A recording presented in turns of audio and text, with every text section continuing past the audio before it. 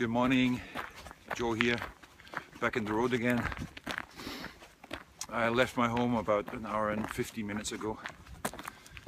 It's -4 degrees, of course winter as you can see, and quite foggy, but the conditions are actually perfect for walking. So why am I doing this? Doing this in memory of Jigme Norbu, who was His Holiness the Dalai Lama's nephew, and who walked thousands of miles to raise awareness for justice and freedom in Tibet, and also about the truth inside Tibet, how his people, Tibetan people, are suffering, how nothing has changed inside Tibet since the Chinese came, and things have actually only got worse. That's something you probably won't hear in the media, because they all want to be friends with the Chinese communists and take their blood money. But Jigme Norbu and his father, Taxa Rinpoche, the Dalai Lama's brother, they were very honest, and they said things will not change. We have to struggle for total independence so that the Chinese and Tibetans, as things had been before, can live peacefully as neighbors. So that's why he's a big inspiration to me. The tragic thing 4 years ago on this very day was walking for freedom and justice in Tibet. He was hit and killed by a car. He was walking in the darkness in Florida, hit by a car and was killed. He left behind a beautiful family, very close friends that walked with him, and they will be walking today in his memory in the USA.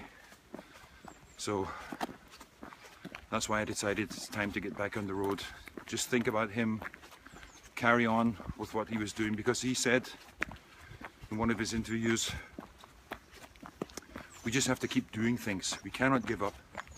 We cannot sit back, stay in our comfort zones and expect something to change, because it won't. Now, the situation inside Tibet these days proves he was right. We all know that. He's right. It won't change. It will get worse, or the Tibetan people will just disappear, as will the people in East Turkestan, the Uyghurs. That's the aim of the Chinese, to eradicate these cultures and take the natural resources and sell them on the market. And that's why so many presidents, prime ministers, chancellors, politicians, corporations are too busy lying on the floor, crawling to the blood-stained jackboots of the Chinese communists. So even if you're physically small, these days you can be a giant among men by standing up, raising your voice, walking, talking, and keeping the truth alive, by telling the truth about the Chinese communists and their friends outside China who are actually aiding and abetting these genocides that are ongoing inside what is today recognized as China. Jigme Norbu always inspired me.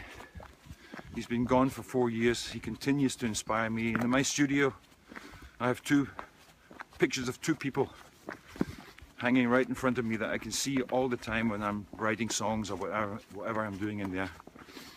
One is Jigme Norbu, the other one is Tsering Rizala, the writer who lives in Beijing, Tibetan writer.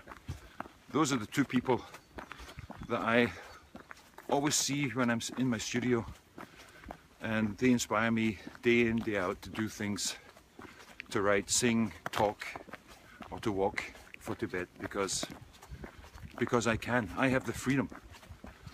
And what my involvement in the Tibetan cause has taught me is to not to take my freedom for granted.